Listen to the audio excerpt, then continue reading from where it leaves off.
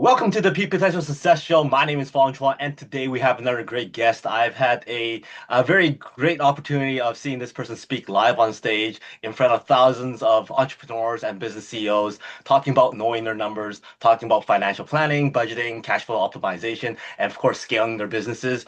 Something a lot of people need to understand more about because if you don't know your numbers, it's basically a pathway to failure. He is helping lots of people out there with regards to thinking more smart, more strategic about their numbers, how to work with it, how to manage it. And he's also a CPA Canada financial literacy educator, which also helps a lot of adults and also young adults with regards to thinking more critically about their money, risks, and of course, building long-term wealth. So please welcome founder of Growth Atelier, CPA, fractional CFO, and a real estate investor, Mr. Luke Liu. Great to be here. Thank you for the amazing introduction. Hey, awesome. Well, thanks for being here. Always a joy speaking with people who are able to help other people understand things that one, they don't understand, or two, they don't want to put time into understanding.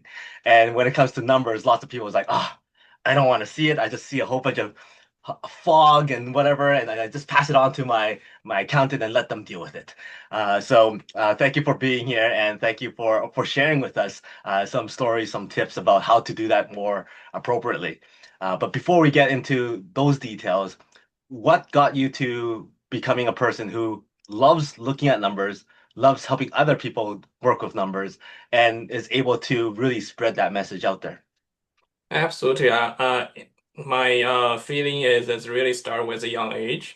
That's one reason I love financial literacy educations, and it's all about mindset, right? Knowing what's needs and wants, and go from there, build your foundations. Then once that's understood, you can have your incomes and expenses, right? So I understand I'm talking about the more technical side of things, but it's really, really important to start that from a young age. And Mm-hmm. when you're getting heavy oil, when you become entrepreneur, then you're more prepared to facing the numbers, to understand it, and go from there. Was entrepreneurship something that you kind of started very, very early, like back in school or back in like, did you have a little stand selling lemonade or something much grander than that? A funny story. When I was in elementary school, and I was trying to sell something.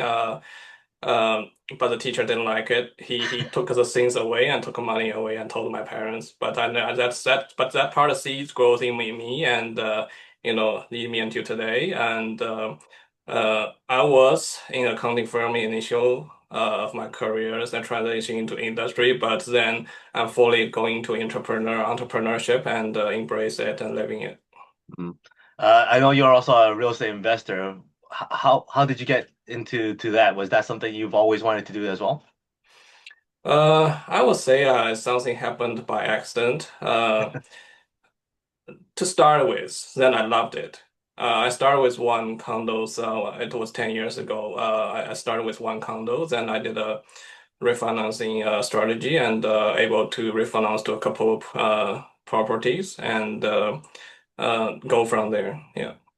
So was the accounting was something that you've kind of set your path on from the very beginning? Is that something that you went, okay, I'm in school, accounting is my future kind of career, and then you jumped into real estate at the same time? Or was it something that during the whole accounting stuff, you go, oh, look at this. This is interesting. These numbers work. Why not try more real estate? I real estate started. I started accounting first, then real estate. Real estate did something, but something laid foundation to me how to manage my money because I always need something to do on the side I'm a very long-term forward-looking person. I was thinking about my retirement, all that. Uh, the RSP, TFSA. I Mm, don't think that's enough in my opinion. Then real estate we're getting into. So my goal is by the time I retire, then the mortgage paid off, then I'm collecting rent as passive income, so the retirement is taken care of.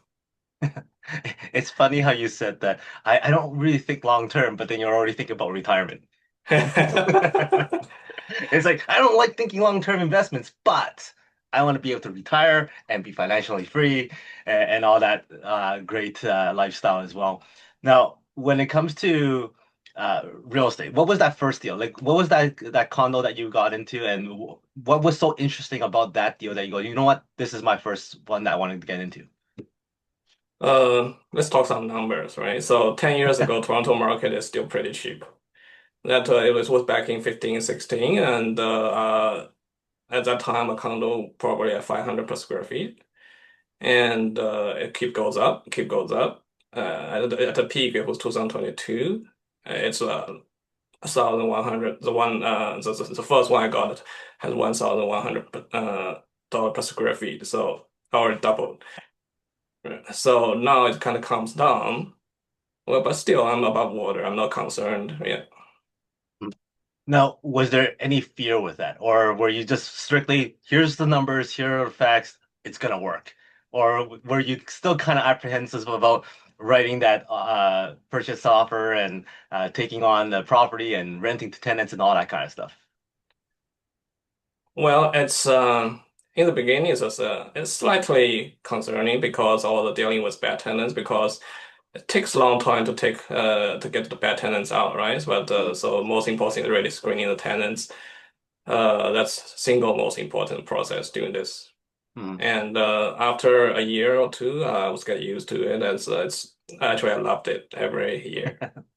What was there anybody in your life at that time that go, you know what, just stick with accounting, don't jump into all this other stuff because all that stuff is risky. Uh, and to be honest, I think to be entrepreneur, you have to be have very open-minded, to be curious about learning all the new things. I'm a naturally very curious person. I love to learn everything about how to make money from money. Awesome. I know there are a lot of people out there who are like working for professionals, accountants, lawyers, engineers, and they're always going, you know what? I spent all my education, all my time working on this profession. This is what I know. This is what I'm going to stick with. You mentioned how the normal RSPs are RSPs and some stocks here and there is just not enough for building a retirement on top of whatever income's coming in from your professional salary. So, what is your recommendation for people like those professionals who goes, you know what? I don't have time for any of this stuff. I don't have time for entrepreneurship. What do they do? There will be well, there's many different professional can help us in terms of managing our money. Like the most basic would be RSPs and TFSAs. You just go to a bank to buy some simple EFTs and mutual funds, right? That'll be simple way to start, and let the bank help you to manage money, have some reasonable return. But if you want to level up, there are a lot of better, I would say slightly more risky, but have better returns product. One thing that make real estate more attractive is because there's a leverage, Mhm. right? So if you look at history, the real estate probably if you don't leverage, you don't use leverage, the stock market actually have better returns. Mhm. So it's always have a good to have a very experienced, I would say, realtors or property management companies to help you if you're afraid. But start with small, simple projects like condos. These are easy to start, very easy. And with regards to, okay, so starting out small with a condo project and whatnot, what's the best type of condos that people should start looking at if that's the first project they look into? My favorite is condo located near subways and target young professionals. Mhm. And when it comes to that, like, is that typical in most markets?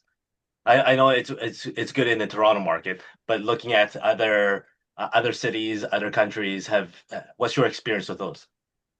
That's an interesting question, right? So, in terms of investing in real estate, it's really you start with the tenants. As I mentioned before, tenants are the single most important thing to think about. So the type of properties attract certain type of tenants. So start with type of tenants you want, the easy one to deal with. For to me as young professionals. So once I figure that out, so I find that the property suits for them. So to and then the condo near the either the downtown or in the subway works best for those type of tenants. Yeah. Yeah, and as a new investor, something with you will feel very daunting will be the repair maintenance. It could be night if you go to detached house, if it's run down, it's a nightmare to deal with, and if you don't know the trades, you can get charged very high fees. So let's say that. So I think start with easy ones like condos, and to start with, and you can put on the side. It doesn't take much time, and you just still have your day-to-day job. Mm. Totally agree with that. And when it comes to, and what I really liked about what you said was the fact that it's easy because of the type of people you're dealing with. Right. When I first started, I had people recommending me properties like, yeah, you got to get those properties that are, like renting to low income people so that you can make more cash flow and all that kind of stuff. And then I'm like, okay, great. And then you start doing it's like, wait a minute, I don't want to deal with low income individuals because it's very problematic. They call you all the time, they message you all the time. There's problems here and there, and then there's lots of turnover. They might miss rent.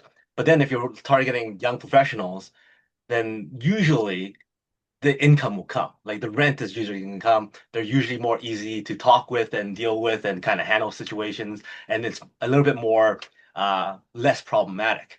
And lots of people don't understand that face to face or that relationship you have with your tenant.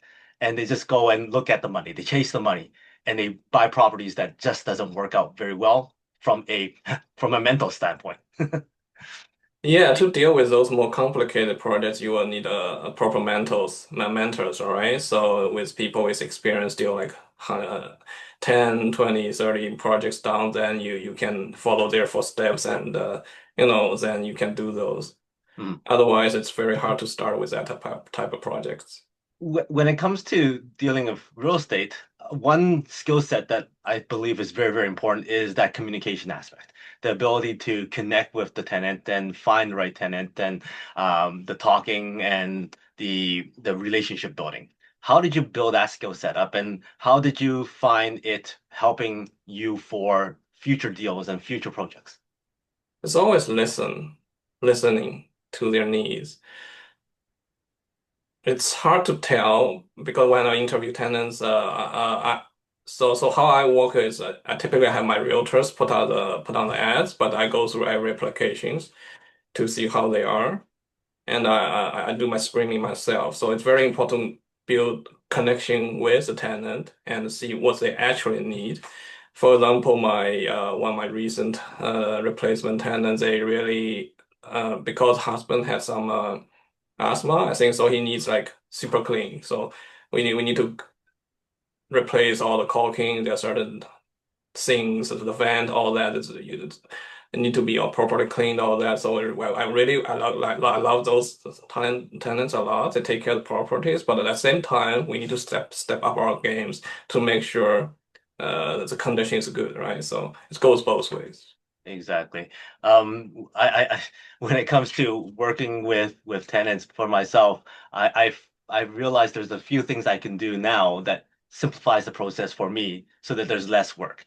Is there anything that you can think of that somebody who's starting out could benefit from your years of experience of what do you set up at the beginning so that it's easier to manage? So for me, I found that if I do everything through text messages, it makes a world of difference. I train all my tenants don't to ever call me. Everything's through text messages. I have records of it. I make them think about what they're asking me before they text it. I text back. It's nice and simple, and I don't ever pick up phone calls when it comes to dealing with tenants and whatnot. What's something that you do that makes things a lot easier when it comes to managing? Oh, that's very interesting. Uh, to me, it's very nice that you're trying to set the expectations that you only text messages and all that. Actually, I love more personal approach, personal, and I because one aspect of my managing is to go visit the property sometimes. Actually, I do pick up phone calls occasionally and take time to go through the apartments. At the same time, I go check the property's conditions to Mm, see that nothing serious around there. And my way of managing is really building prompt communication. If there's issue, I want to know. I don't want to delay. because small problems can lead to a bigger problem if it's not fixed Yep. promptly, right? So, and also I have a very robust filing system. I set up things on Google Drive. I set different folder where the expense, property tax, and I have things, tenant manual, create certain things to watch out for them. When they move in, I just send it to them and tell them where things are, how to communicate with management offices, all that, so to make their life easier, so they can make my life easier too. I totally agree with that as well. Yeah. When it comes to sometimes visiting and having that face-to-face relationship also allows you to kind of check in on the property, see if it's in good shape and whatnot. One of my strategies is usually when I set them up with my contractor. It's my contractor to kind of reports back to me. And then I'll go, this is what it looks like. Everything's good. I'm like, okay, good. We're fine. But of course, like it kind of depends on the individual and the relationship you built and how you want that moving forward. And sometimes that face-to-face that you have is very, very advantageous when it comes to dealing with difficult situations. Whether it's because of the tenant or not, it's something that you've opened that communication so that you can be honest and open-minded when it comes to dealing with certain situations. Also, it's always just fix the small issues earlier, so I don't Mhm. spend a lot of time to fix bigger issues later. Yeah. So when it comes to real estate, you then also have another area of your expertise, and that is teaching people how to build their wealth, how to manage risk, and how to scale businesses. How did that come about? Is that something that kind of was by mistake as well, like the real estate thing, or was that also in the plans of this is what I want to It's I would say a little bit both. Well, first of all, I'm a CPA, so I know my numbers. But it's more importantly, it comes the type of clients that you work with um, in your career. So I had a opportunity to work now with a couple of clients where they had very serious cash flow issues. So they always need to think about, if I have enough money to pay this week's payroll? Do I have next week? Do I have money to pay the consultants? Like I was in this situation constantly, and for a lot of my clients, so was able to help them to dig out the bad situation and actually make them more profitable. do? And then did that then lead you into the Canadian financial like ed as a educator for them? Well, that's a connected but it's separate, right? So that's more on the financial literacy front. So I'm a volunteer for the CPA Canada. Hmm. So they have this amazing financial literacy programs which target both adults and also children. So we have probably 30, 40 or more sessions and proper well-designed sessions. I go to schools, I go to community centers to to educate people how to manage their money. For the adults, could be as simple as RSPs, RESPs, how to get out of debt, things like that. But for children, really, give you an interesting example. They run because how to help to communicate with children is different. So the way we communicate with them is we're gonna let them pick some pets, and right, we gonna show them what needs to be done for the kid. Do they need a home? What do they eat? How much do they eat? So in a way to help them to create a budget for their pets. Yeah, I love to talk to children. They're so creative. Mm. Why do you think that financial literacy is not even a topic when it comes to elementary school or even junior high? I personally I feel it's really a neglected topic Right. across the world. Like, honestly, I'm not sure. I think it's something it's not immediately needed, but it become super important later in your life. It hits you And like a brick wall. You yes, graduate and then all of a sudden you need to know all this stuff, but nobody showed me how. And for exactly. some reason, when you go to like a school and go, hey, is it okay if we have a session or something like that? It's like totally frowned upon. They don't want you to touch anything with regards to money or financial literacy or anything like that within the school grounds. Like, why is it so restrictive? and I was so surprised that there's a lot of people living paycheck to paycheck. Mhm. Uh, I'm from Asian culture, which I love to put savings aside, but even though there are people living from paycheck to paycheck, it's really mindset thing. There was a there was a comedian. I don't know if you're familiar with like Hong Kong comedians, but he had this great bit about how come in school I was taught how to sing like these kiddie songs when the one thing you should have taught me was the magic of compounding interest, where you Yeah, go you put income here or invest here, and then the wonderful world of compounding money coming in, right? And then he goes, well, you know what? If I started at this age and I started putting money into it, and then when I get to this age to pay for education or secondary, post-secondary, or even whatever school it was, I don't pay that. I just keep on putting it in. By the time everybody else is graduating, I can retire. totally. Yeah. But it's kind of weird that it's such a hard topic to open up. Even when we get into adulthood, it's almost like, oh, do we talk about financial stuff with friends or do we talk about this with family? It's kind of hard to talk about because it almost opens up like more issues between people.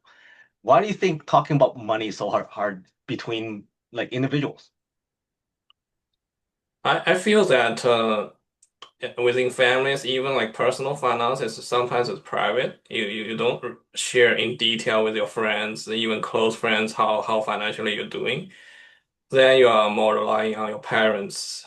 But not all, even parents, like when we become like adults and we have separate finances, we don't really, I don't know, because of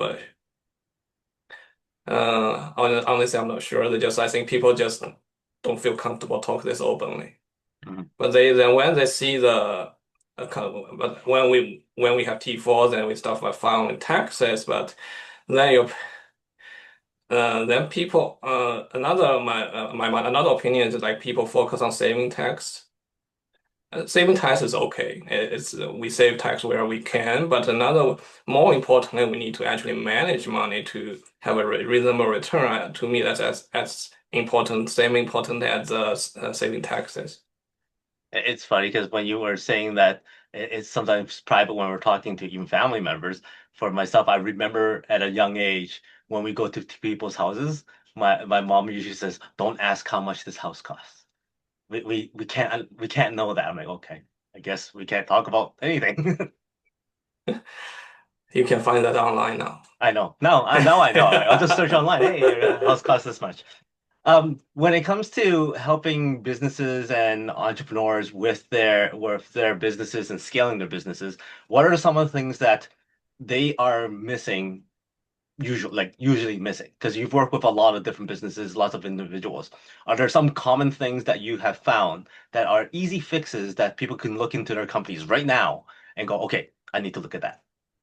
The most common thing I find is business owners they don't fully understand the profit and loss and they don't monitor their payables and receivables. They operate based on the balance of their bank account, which which is not very accurate reflection of how your company is doing. You could have 500,000 today, suddenly next week, oh, why I'm into line of credit now. So to help those situations, so most importantly, it's you need to have accurate bookkeepings. And based on that, accurate APs and accounts receivables and accounts payables, and understand your profitabilities. Combination of all those areas, we can draw a very clear picture of your company's financial strategy and future. Now, I know a lot of people out there who have their own businesses usually has their accountant, they have a bookkeeper, they have people in place to do these things. However, sometimes that accountant may not be the right accountant for their company or their business, or that bookkeeper may not be bookkeeping the correct way in a way that's easy to manage and organize in a way that's easy to decipher what is needed. Are there some things that you can share where you go, okay, this is what you should ask your accountant or talk to your bookkeeper about so that it's set up the right way, or for you to realize maybe you need to find a new one? Um, uh, I specialize in the type of client that has a potentially have a officer manager or bookkeeper. So they might able to do the basic bookkeeping to keep it accurate and to keep the bookkeeping records straight, but they don't have the skill to look into the number to see what's going on in the future, right? So my advice would be um my advice would be look into the cash flow more. That's more important because once you understand what's money coming in and what money comes out, then you will have a better idea how your financial doing. When you are approached by a potential client, do you work with that current client's like accountant and bookkeeper? I work with company as a bookkeeper already, which where I provide the cash flow analysis, Yeah. forecast and budgetings. But I also work with clients who need the bookkeeping and tax help too. Mhm. And if they already have an accountant in place, is that something that you go, okay, no, I'm not gonna touch that, or do you kind of work together with that individual? I work with those individual too, uh, because sometimes because each accountant has their specialties, right? They may I come with a combination background of public accounting and also industry financial leadership, so which Mhm. gave me a kind of dual perspective how things will work and what the other accountants need or what they're lacking, right? Mhm. So I'm able to see both sides of things. Yeah, and I think that's very important, especially the fact that you do have entrepreneurial mindset and experience. When you tie that into your expertise in numbers and accounting, that gives you a different kind of perspective as to how things are going, which kind of leads me to this question, because you kind of mentioned it before, that some people can't see into the future of what the numbers are showing. Do you have an example or a case study where you walked in and go, hey, I can foresee what's going to happen here that somebody else did not see. Uh, one example would be when business expanding, they will hire new employees. They will probably need new machineries or new softwares. So they don't necessarily have the funds in the bank right away, right? So their working capital management not there. So what I typically do is before when you're in expanding mode. Before you need those money, you ask the bank for a line of credit. Even you don't use it, just have it on the side.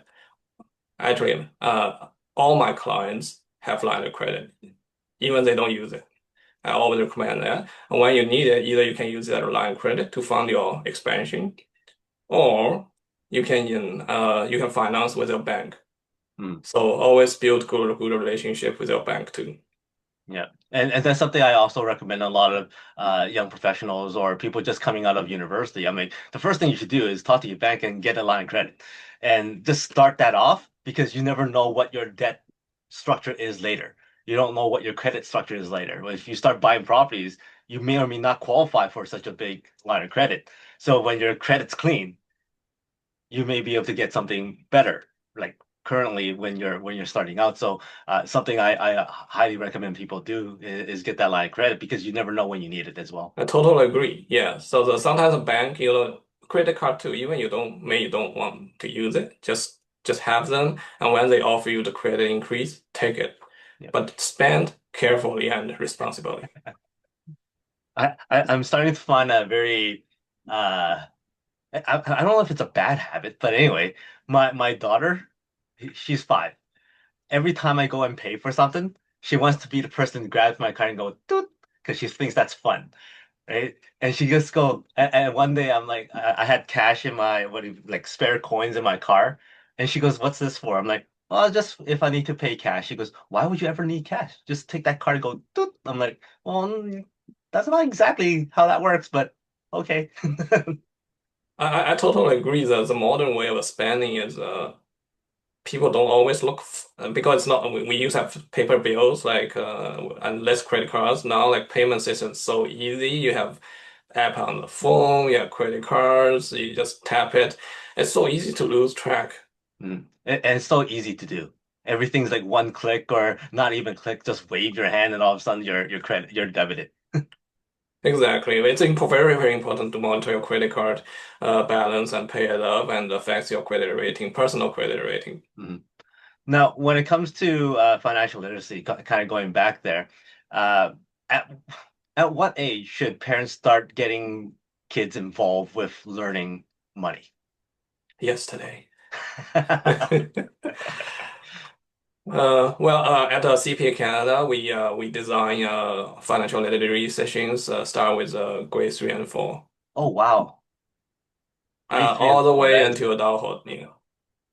that's very very cool. And you were mentioning like coming up with scenarios with having a pet and kind of Passion. budgeting Yeah, that and doing yeah. the cash flow. Also, that's a budgeting cash flow exercise. They also have trading exercise, Mm-hmm. like trading corns to apples, like to Mm-hmm. to show them as like kind of money system, like old way, but they let them trade between each other to make profit. Mm-hmm. One way, maybe potentially they can, oh, trading stock could be fun too. Very, very cool. I had the opportunity to bring my 5-year-old to a tenant meeting kind of thing. And oh, well, it was the first meeting. Like we were welcoming them into the new rental property. Yeah. And I brought my daughter and she just stood inside and I go, okay, just watch. And then you can ask questions later. And then she's like, wow, this is a very cool scenario. Like, how do you know that they're good people, and how did you know that this is the person that you want to rent to? And then she asked the question finally, like, what is renting? I'm like, I guess we should start at that point. That's very nice. I'm doing the same thing. I bring them to the new rental properties, show them this is the property, and maybe in the future you want to manage the property like as an incentive for them to get some side hustle Mhm. salaries. Exactly. Now during your entire journey, it seems like it sounds like everything's very well thought out. Like you're a great planner. You have a foresight as to what's going to happen in the future, so you plan for that. Was there anything that was a misstep or anything that didn't go according to plan that you had to react and deal with on like a short notice? That's a good question. I wouldn't say I have things with short notice. I would say my struggle is more of analysis paralysis. I think things too detailed, so I actually don't take action quick enough. That would be my issue. So how do you deal with that? Because I could totally relate. I could sit there and think about something all day and say, oh shoot, I lost the whole day. So how do you deal with analysis by paralysis? It's still active issue, to be honest. But the way to deal with it really come don't think over complicated. I used to be need to think every single angle, every single opportunities, every single issues, potential issues. But if we really think through all that, opportunities are gone. Hmm. And the way is I need to think I will prioritize certain the most important issues or most important opportunities. I evaluate them. I don't go to 100. I can't afford to go to 100% because there's no chance to turn all the rocks. It's just not possible. So I just need to let the smaller things go. Exactly. Now I know you work with a lot of individuals and also a lot of businesses and companies. What are you looking for now? Like, is there a specific type of clientele that is perfect fit for you? Or do you just go, hey, come one, come all, I'll filter out later. My perfect clientele will be a company with or without bookkeeper or potential office manager, Hmm. so I can help with bookkeeping and taxes, and also more importantly to do a cash flow analysis, Hmm. budgeting forecasting, which I find a lot of small medium-sized enterprises they're really lacking in this area. They don't have the financial clarity to see what's coming in the future. They don't have a plan. Then when things come to them, it will be too late. Mhm. Awesome. And let's say because I saw you on stage, and when you were speaking on stage, everybody's like, okay, I got to pay attention to this guy. What else would you like to share if you had an opportunity to speak with a lot of people on a big stage? One last message that you want people to remember Luke for. Be curious, be courageous, and go for it. Nicely done. Before I let you go, I got five quick rapid fire questions for you. Give me the first thing that comes to mind. Sure. Right? You're stranded on a deserted island, one food to eat for the rest of your life, no consequence. What would that be? Banana. So healthy. Hollywood calls and would love to do a biopic of you. Who would you cast to play you? Al Pacino. Al Pacino shows up at your door and goes, "Hey, buddy, look, I got casted to play you. Let's hang out. Let's get to know each other." What does that night look like? You got it all planned out. What does it look like? We're gonna yell at each other and point it out and talk about things. Now he's hungry. And then all of a sudden he's like, "Oh shoot, I don't know where to go. What do you recommend?" And he goes, "Hey, Al Pacino, don't worry about it. Come on back to my place. I'm gonna cook you something very, very special. What's your special dish?" Steamed fish. Great choice. I love that. And then finally, give me a number from 1 to 5. 3. One, two, three. So the word is clown. If you had to use the word clown as a metaphor for success, how is success like clowns? Don't take life too seriously. Sometimes you need to play a little. Nicely done. So that's how success is like clowns. Thank you very much for your time, your stories, your wisdom, and also the value you've added to our audience here. Is there any final words from you? And then also, what's the best way for people to get in touch with you? You can go to my LinkedIn. You can look me up, Growth Atelier CPA, Luke Liu, and you'll find me. Awesome. Well, thank you very much. Much appreciated. So everybody will make sure if you are looking to understand your numbers more, looking to scale your businesses or to have a second opinion as to how your cash flow is and optimize that, reach out to Luke. And of course, my name is Fong. He's Luke. Until next time, today is the day to lock your peak potential. We'll see you later. Thank you so much.